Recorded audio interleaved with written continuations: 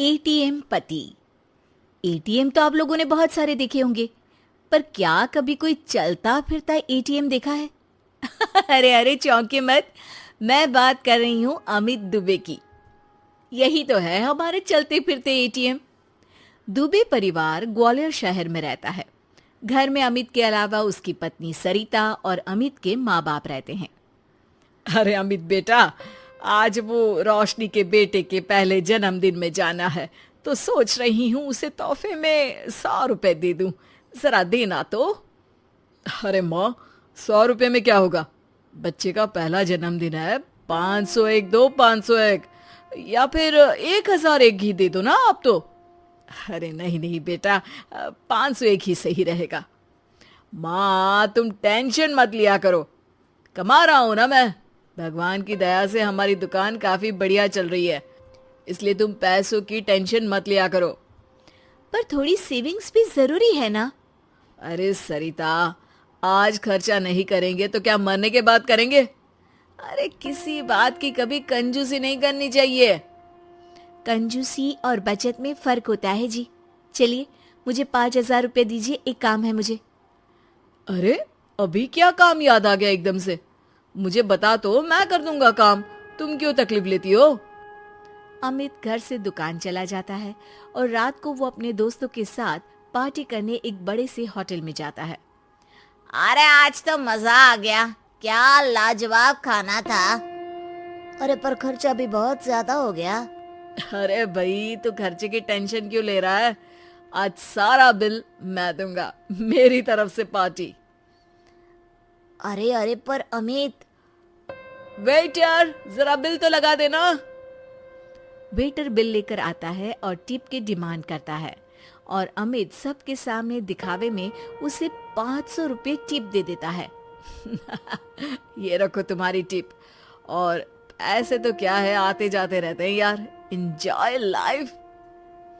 Party के बाद अमित घर आता है और सरिता उससे कहती है, आप पूरी दुनिया में पैसे बांटते फिरते हैं, लेकिन जब मैं मांगती हूँ तो आप कुछ ना कुछ बहाना बना देते हैं। आखिर मेरी भी कुछ जरूरतें होती है ना? अरे सरिता, ये कैसी बात कर रही हो तुम? पत्नी हो तुम मेरी, जो मेरा है वो सब तुम्हारा ही तो है। तुम बताओ किस चीज की कमी है हमारे घर में? और तुम कौन सा कहीं अकेली जाती हो? मैं तो हमेशा रहता हूँ तुम्हारे साथ। तुम्हारा चलता फिरता एटीएम।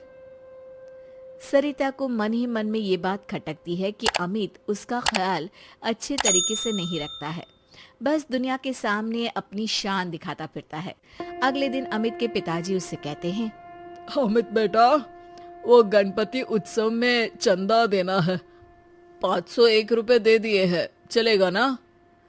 अरे पिताजी, आप मेरी बदनामी करवाएंगे क्या? अरे इतने बड़े आयोजन में सिर्फ 501? क्या इज्जत रह जाएगी मेरी कॉलोनी में? लोग क्या सोच रहे होंगे? अभी जाते जाते 5,000 रुपये और दे देता हूँ उन लोगों को। हाँ अच्छा ठीक है बेटा, जैसा तुम ठीक समझो।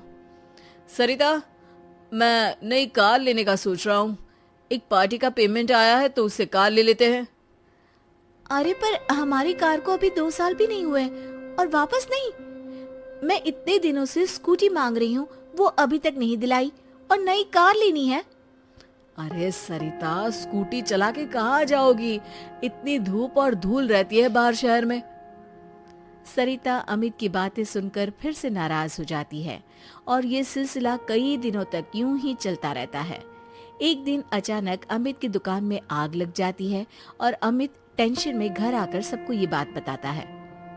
अरे बेटा, कैसे हुआ ये सब? कितना नुकसान हुआ बेटा? पता नहीं माँ, कैसे हुआ ये सब, लेकिन पूरी दुकान जल के राख हो गई है। पता नहीं क्या होगा अब।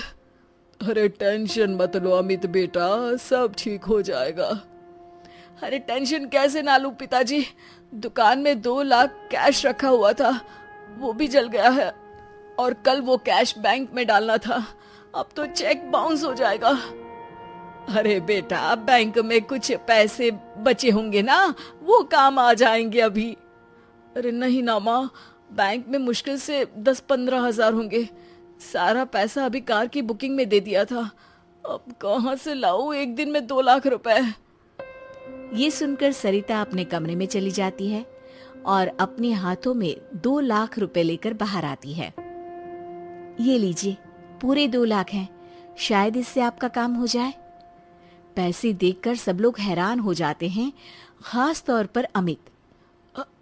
तुम्हारे पास इतने पैसे कहाँ से आए सरिता? आप तो चलते फिरते एटीएम हैं जो सबको पैसा बांटते फिरते थे, लेकिन मैं इतने सालों से सेविंग्स अकाउंट बनाकर धीरे धीरे कुछ पैसे जमा करती थी। वही सारे पैसे हैं ये सब। हमेशा मैं कहती थी कि कुछ पैसे मुझे दीजिए लेकिन आपने तो मेरी एक नहीं सुनी।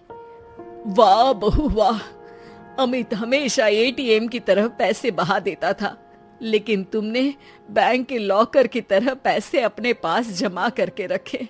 शाबाश बहू। सरिता की बातें सुनकर अमित को अपनी गलती का एहसास होता है। सरिता, मैं हमेशा दिखावे के चक्कर में पैसा खर्च कर देता था, लेकिन कभी तुम्हारी जरूरत पूरी नहीं की। लेकिन फिर भी तुमने अपनी समझदारी से ये पैसे जमा किए। आज ये पैसे नहीं होते तो पुलिस मुझे जेल में डाल देती। अब से मैं अपने पैसे एटीएम बन के बांटूंगा नहीं, बल्कि सरिता के सेविंग्स अकाउंट में जमा करूंगा।